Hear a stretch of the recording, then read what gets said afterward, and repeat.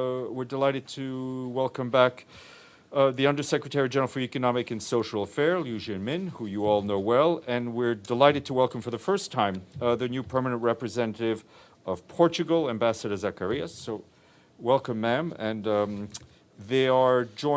be joined virtually by the Deputy Permanent Representative of Kenya, Ambassador Kinyungu, and they are here. Our three guests are here to brief you on the upcoming Oceans Conference. Mr. Liu, you have the floor. Thank you, Stephen. Dear friends of the media, as the Secretary General of the forthcoming 2022 UN Ocean Conference, I'm pleased to join Ambassador of Portugal and Ambassador of Kenya, the co-hosts of forthcoming Ocean Conference, to address today's press briefing. In just a few days, world leaders, UN executives, leading scientists and experts, CEOs, and other high representatives of the private sector, and thousands of civil society representatives will be gathering in Lisbon at the 2022 UN Ocean Conference to discuss how the world could scale up much needed action and share solutions to save our ocean. The Ocean Conference will also feature formal plenary sessions and 8 interactive dialogues on critical topics related to the ocean action. The conference will last for 5 days, starts on June 27th, will conclude on July 1st, from Monday to Friday. So for the 5 days, in addition, except the opening session and closing session, I think it'll be the other 8 half days that the plenary sessions will be convened in parallel with the 8 interactive dialogues. The President of the General Assembly has already appointed 2 co-chairs for each dialogue, one from the developed country and the other from the developing country. So I think we are already, in terms of presidents and chair of this event, we are already ready. The presidency of the chair of the conference will be Portugal and Kenya. For the chairs of these 8 interactive dialogues, I'm pleased to note that we have 2 prime ministers, Norway and Cape Verde, and 1 deputy prime minister, Bulgaria, and the majority of other co-chairs of the interactive dialogue will be at the ministerial level. So this is a reflection of the commitment of the global community to the Ocean Conference itself. In Lisbon, governments will adopt a political declaration, Our Ocean, entitled Our Ocean, Our Future, Our Responsibility. Among others, this declaration welcomes the outcome of the recent United Nations Environment Assembly to develop an internationally legally binding agreement on plastic pollution, including in the marine environment. While committing to taking science-based and innovative actions, the declaration calls for full, equal, and meaningful participation of women and girls. It also recognizes the importance of indigenous and traditional and local knowledge and the need for further support for developing countries, especially regarding capacity building, financing, and technology transfer. Special attention is given to the least developed countries and the small island developing states. The declaration also concedes ocean health and human health, which is critical in the context of a lingering COVID-19 pandemic. Luckily, under the guidance of the PGA and with good efforts of the co-facilitators, as well as all member states here, the declaration already agreed, pending formal adoption by the conference itself on the last day of the conference. Governments and all other participants are also expected to announce new voluntary commitments in support of the ocean.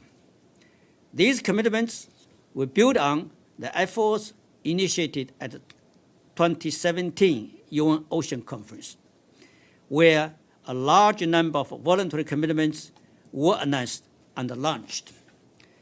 There are more than 1,700 voluntary commitments registered in the online database managed by my department, UNDESA.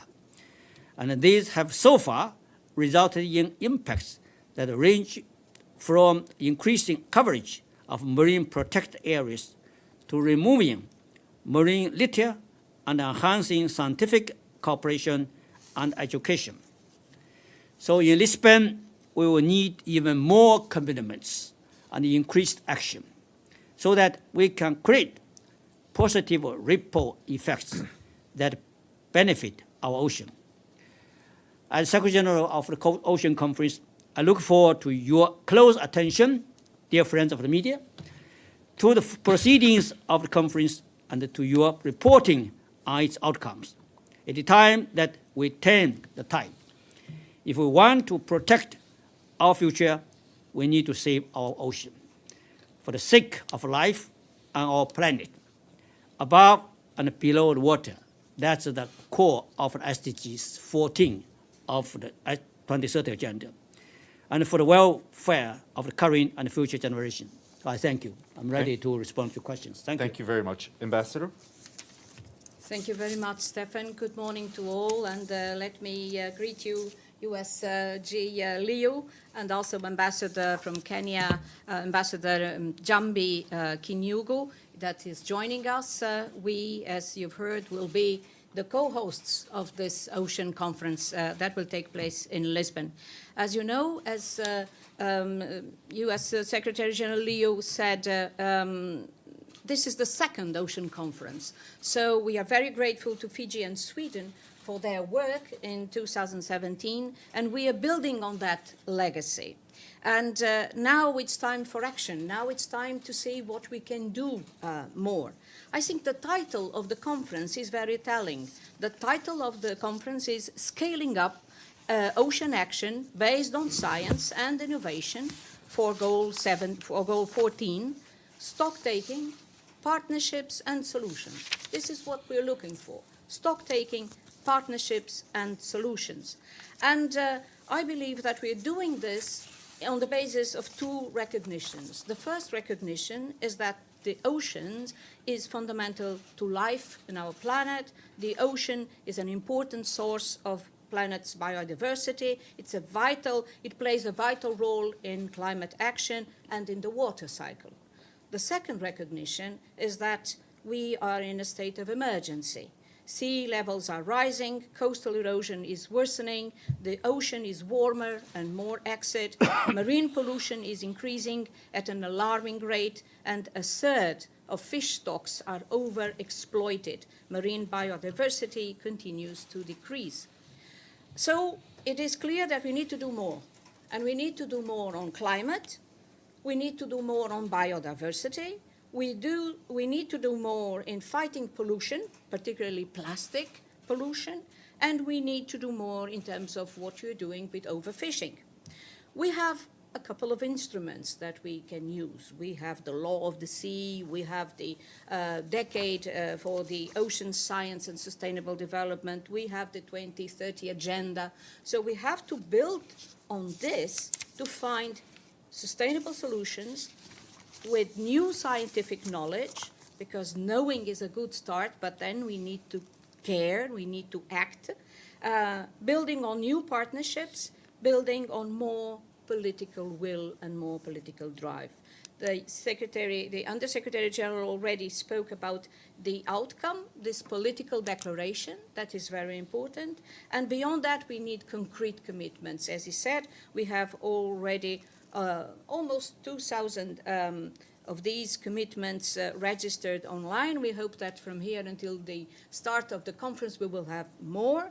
And We are very encouraged also by the presence of, at a very high level, we have for the moment 20 heads of state and government attending the conference from all regions of the world, and this is something that is very, very important, so that we can make this moment a truly transformative moment for the ocean, bringing together local communities, young people, academia, business community, civil society, and governments at the level of ministers and high officials and heads of state and government, so that we can really build on this moment.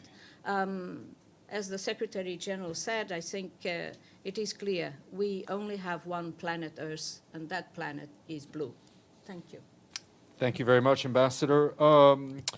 Ambassador Kinyungu, are you connected?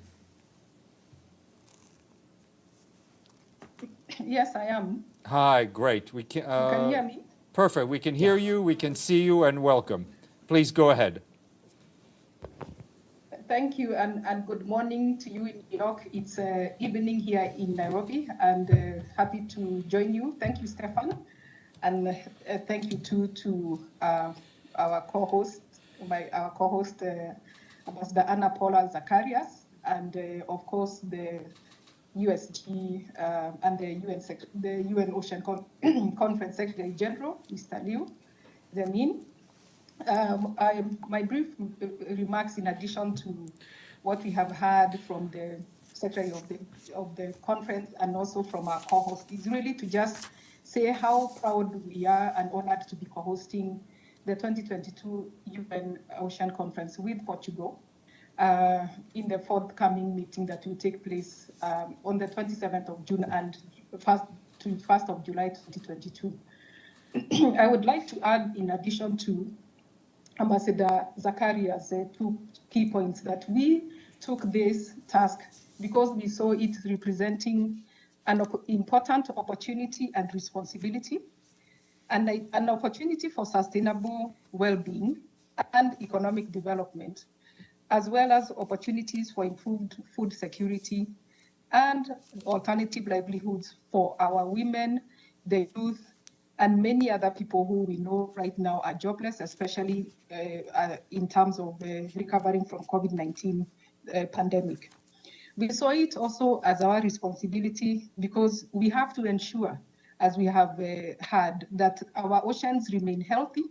We need to ensure that they are protected from pollution, and also that we also ensure biodiversity continues. Indeed, this conference, of course, is building on the 2017 conference, and I would also like to proudly say that it also builds on the commitments, voluntary commitments that were made during the Sustainable Blue Economy Conference that was hosted by Kenya together with Japan and Canada in Nairobi in 2018. And of course, we have also seen many other global conferences that have taken place and have put a lot of limelight on the need to actually have a change in the way we relate to the ocean. And therefore, in terms of the voluntary commitments, as we have had, there are already 2,000 registered commitments. We really are looking forward to having more commitments. But more importantly, we really are looking forward to having bold decisions that are going to be made with regard to global actions that will emerge from this conference. And as you have heard from the Secretary of the conference, the fact that we have the plenaries, we also have interactive dialogues, we also have special events and also side events that we are very confident will contribute to this engagement around action that is based on science and innovation. We know science tells us that we are not in a good place. We had during the World Ocean celebration last week that we need, now that we know, we need to then move forward and say and take action in order to ensure that our health, the health of the ocean and that of the future generations is also ensured.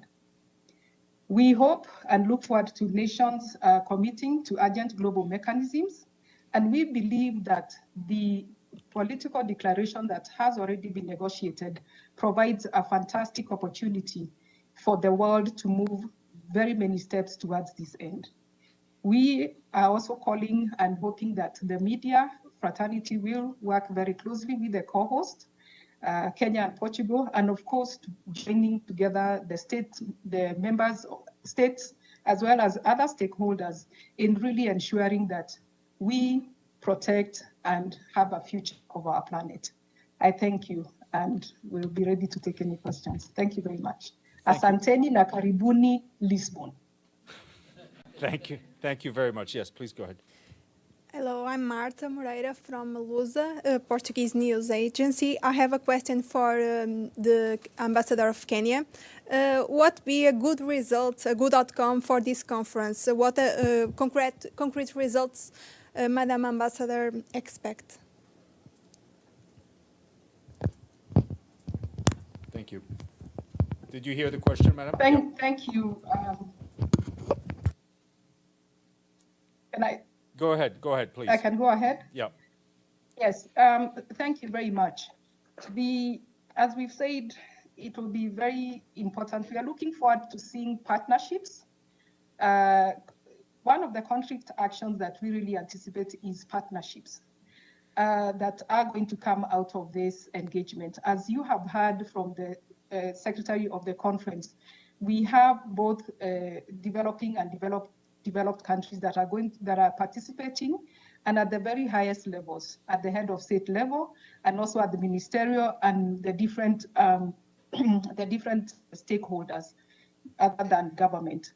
And what we are anticipating is that through these interactive dialogues, there will be a movement towards partnerships between states, partnerships between communities, partnerships between private sector, including financing components, because the only way we can be able to protect and change the relationship that we have with the ocean is actually leveraging on science and innovation in order to come up with sustainable solutions. So we anticipate that also, for example, through the Sustainable Blue Economy Investment Forum, that there will be an interaction between those who are investing in the ocean economy, in the blue economy, and that we can also, as a member of a developing countries, also see the transfer of technology, training, and capacity building, so as to facilitate the development and sustainable exploitation of the blue economy, because the blue economy, we know, does provide a fantastic opportunity especially for developing countries and women and youth in terms of creating new livelihoods. Thank you. Thank you. James Bays, Al Jazeera. Yeah, if I can ask the ambassador from Portugal a similar question. I mean, I get all the detail. Well, I don't get all the detail. There's a whole load of detailed things that are going to be going on and commitments and whatever. But in terms of the world and the public around the world, if this goes to plan, bit unfair of me, but what's the headline you hope journalists will be writing at the end of this conference? Thank you very much. Difficult question, but a very important one. I think that we need to bring science into the system. We need to bring scientific answers to this connection between climate and oceans. That's the first one.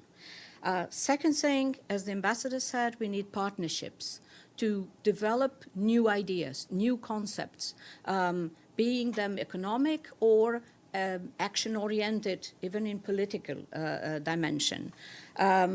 We need innovative financing solutions for these partnerships to function.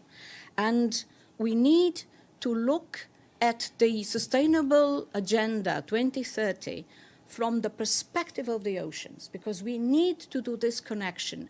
It's a connection with all the other sustainable development goals. It's 14 and the others. It's 14 and 6, for instance, with water. We cannot avoid this idea that there is the cycle of water. We need to discuss all this. And then we are prepared to have a special event on the water cycle, bringing together the oceans and water. And finally, I think there are two other elements, two other big news. One is bring in young people. we are going to organize an event with young people that has also the word innovation in it. It's youth and innovation. We want to have creative solutions from young people, to not just to say, oh, we have a problem, but to have real solutions for the oceans. And the second one is this business community forum, where people will talk about aquaculture, we'll talk about sustainable fisheries, we'll talk about new foods, new pharmaceuticals, new opportunities on sustainable tourism, new ideas for maritime transportation that is not so pollutant, new renewable energies offshore. And I can get the third one, local knowledge. Bring in local knowledge, because it's science indeed, but it's also local knowledge. We need to bring the communities that know how to deal with the ocean, that have been caring for the ocean for many, many centuries. So we have to bring this knowledge of the indigenous communities, of the local communities, and we also have to work with them, trying to find solutions that are sustainable and that are supportive of the livelihood of people that live around the oceans. And we're talking about billions of people. Yeah. Thank you very much. Pam Fogg, CBS News. Thank you, Stefan. Thank you to the USG and to both ambassadors. My question is for Ambassador Zacharias. In terms of outcomes, as James just asked, there have been a deficit, I would say, in the past, at least in the first Oceans Conference, to come up with concrete solutions for the plastics issue. So turning to plastics, so many countries are continuing, rich and poor, to dump plastics into the ocean, and you see it all around the world. What do you think this can come out? What's your best case scenario of what can come out of this conference on plastics? Thank you. Thank you very much. We hope to have a new legal instrument. That's the most important thing. We really would like to have a new legal instrument. Of course, a conference cannot sort out all the problems that we are seeing around. The conference is just one element. But it is also very important to have some sort of accountability. When we have seen the pledges made in 2017, that we can now look at these pledges and see were these commitments fulfilled. And now that we have almost 2,000 new commitments, we really need to look into those commitments and see how are these going to be fulfilled. So I think that in terms of plastics, there will be one of our interactive dialogues where this issue will be discussed. There is this idea of a new legal instrument that it would be very important. And there is also the issue of accountability, looking into what has been done and what is now promised and what will be achieved in a couple of years if we're going to have a follow-up of this conference. Your microphone. If you could, Pam, your microphone, please, so they can hear you. I apologize. Could you give 1 second follow-up on, well, it doesn't have to be 1 second, follow-up on what this legal instrument will do? Well, no, I don't know yet what it will be and how it will be, but it certainly is something that we need, and it will be what the wide membership of the United Nations would make it, but it is something that is absolutely necessary and urgent. So I think that it will be important for all the stakeholders to have this discussion and see the impacts of plastics in terms of littering the ocean. We know a lot about it now, so it's time to bring up a solution on this. Yeah, thank you. Thank you. We have a couple of questions on screen. Iftikhar Ali, Associated Press of Pakistan. Iftikhar.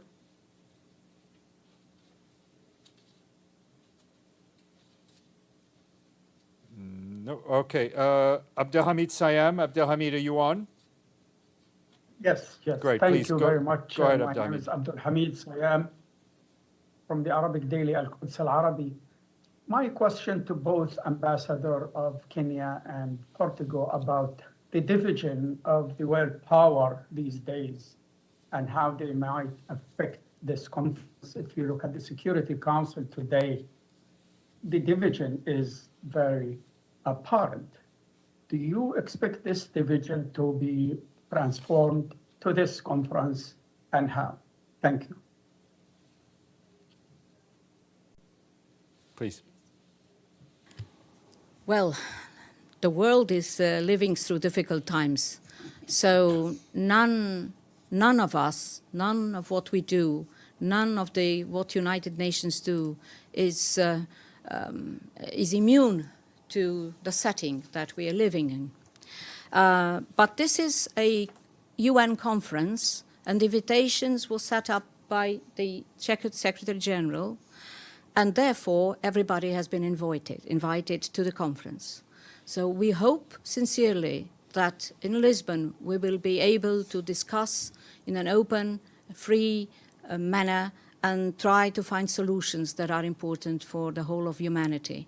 We have to know how to be able to continue our debates and our discussions despite the difficult situation that we are living in. Thank you. Thank you. Ambassador Kinyungu, did you have something to add, or?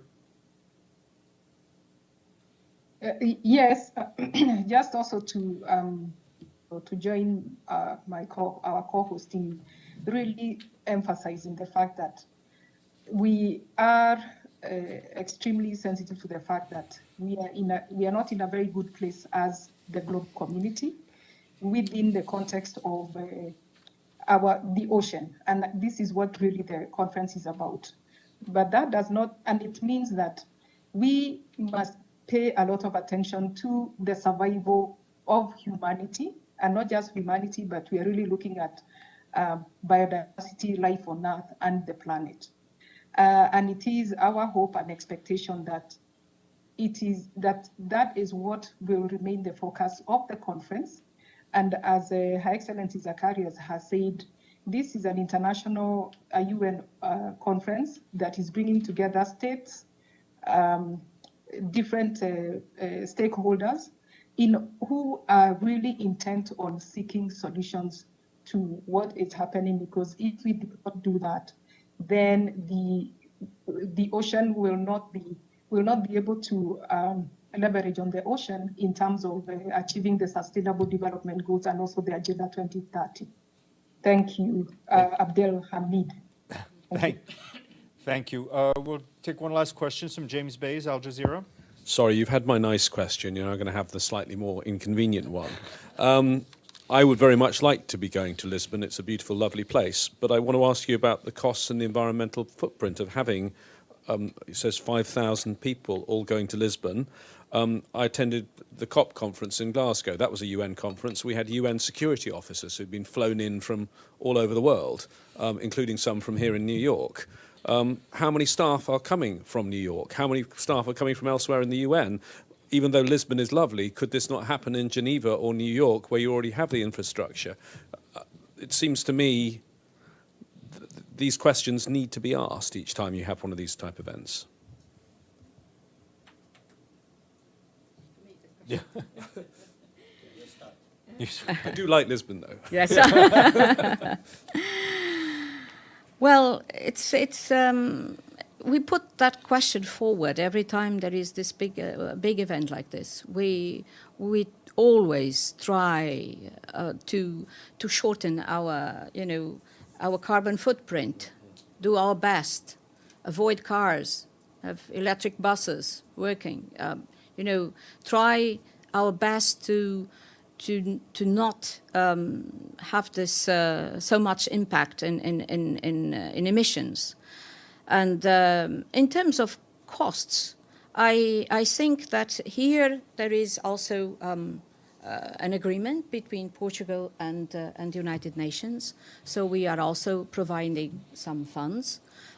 So I would say that in terms of costs, the costs are not are covered some by us, by the United Nations, and I think that there was an agreement, and things will be, in a very streamlined package. In terms of environment, yes, there is all the time that we meet in the large scale with a lot of people somewhere in the world, but we need to meet. And we can always say that people coming from all around the world to meet here at the General Assembly costs to the environment, but that's what we have to do. We need to continue talking. And now, after COVID, I think there is absolute need for people to get together again, to share in eye to eye what is their feeling, what is their need. And when we bring to Lisbon our colleagues from the seeds, people from Micronesia, Papua New Guinea, or from Tonga, and when they tell their stories about the difficulties that they have that are experiencing in their homelands, I think everybody becomes more sensitive to this issue. So there is a cost, indeed, but there is also an opportunity that we need to explore, this possibility of being together. I think it's important. USG, if I could follow up, I mean, just on the specific example on this, how you try and save money and save the environment. I mean, I don't know if it's going to be like COP. Are you going to have UN security guarding this conference in uniform, the same very professional people we see here, but I assume they have security personnel in Portugal you could employ? Thank you, James. I think it could definitely, this UN conference in Lisbon would be, I don't know the first or second, Stefan knows better, it would be the larger conference convened by the UN in person. So we don't know, until now we don't know the exact figures of it, but I think it would be a big conference, but it would be smaller than Glasgow. For the UN support, I think that we mobilize UN support from all over the world. It would be staff going to Lisbon, we're trying to use many staff in Europe, like Geneva, Vienna, I think Rome, other places that are much closer to Lisbon, to save the cost. Because, colleagues in the media, for the UN, no budget for this conference. The expenses are provided by the host country, Portugal, that we are very grateful to the host.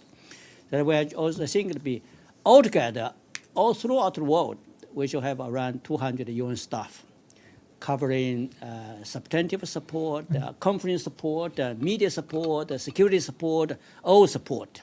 So we have a security staff to safeguard the blue zone. We are going to set up from I think 25th or 26th, so there'll be blue zone for the UN. But all this management will be with support of the host government.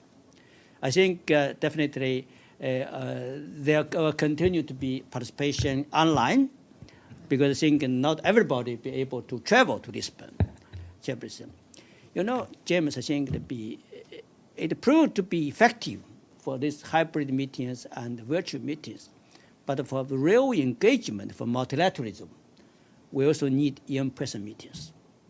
I think that's why this ocean conference would be very meaningful, also test of your ability, that how we can commit the in-person meetings. I think if this successful, we should have also successful forthcoming General Assembly, high-level week, be fully in person. Second, I want to also add to the comments by two ambassadors. For this ocean conference, for that 1 week, we have all official events, because these are all decided by the General Assembly, not decided by Secretary General, but by the General Assembly. But beyond that, they are saying host, in collaboration with some UN agencies, also going to convene 4 special events covering many of the issues. Blue economy, I think, salt water, fresh water, and otherwise the youth innovation, all these issues. Then there'll be also great number of side events, because in the side events there'll be around 500 applications but not all of them will be accommodated to have. We have to review, we have to merge some events. I think it'll be, so until now, around, I think, 300 confirmed, the side events. Some will be coming in person, some will come in the convention center, some outside convention center, and some will come in virtually. But through all these formats, we want to accommodate the participation of all interest. My last point I want to add, I think a colleague from CBS raised the issue, be how we address these plastic pollutions. Plastic pollutions is, I think, ocean is a victim, but plastic pollutions created on land. So that's why I think World UN Environment Assembly takes decision. I think they are going to initiate the conclusion of an international legally binding instrument on plastics, especially on single-use plastics. So that's, I think, be ocean pollution originally not by ocean, also from land source. So this would be, that's why this ocean conference is meaningful. We want to improve the linkage and connections with SDG 14, with other SDGs. And that's why on the last day, Friday, we should have a discussion on how the interlinkages between SDG 14 and with other SDGs. Second, also it should be how we connect action with all stakeholders. Our objective to mobilize that the whole of a government, whole of a society approach to implement SDG 14. That's, I think, the main objective.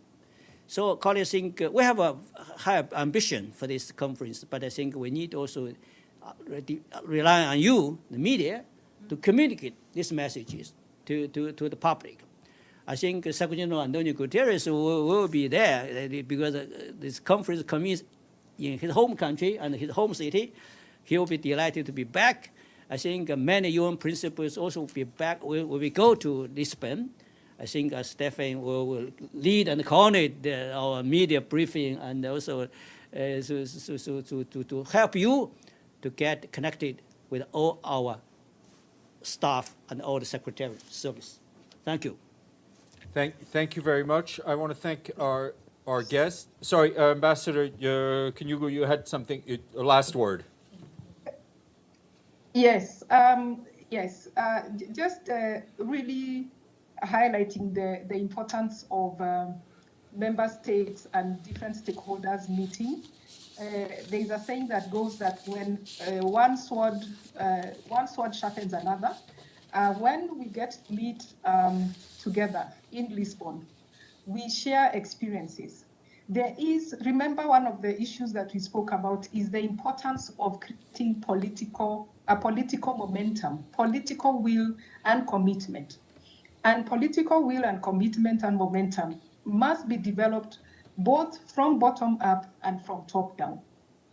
That is the only way we are going to be able to agree when we meet and say, yes, we must really take charge and ensure that our oceans become healthy.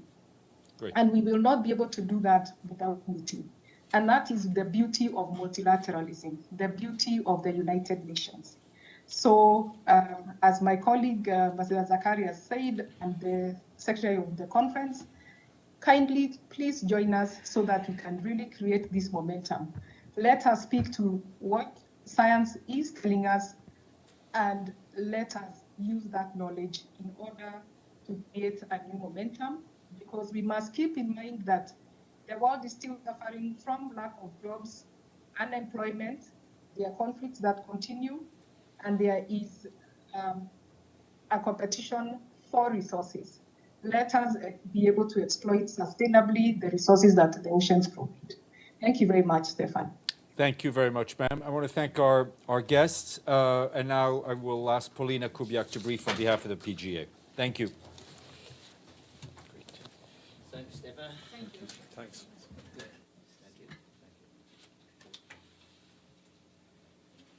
Thank you.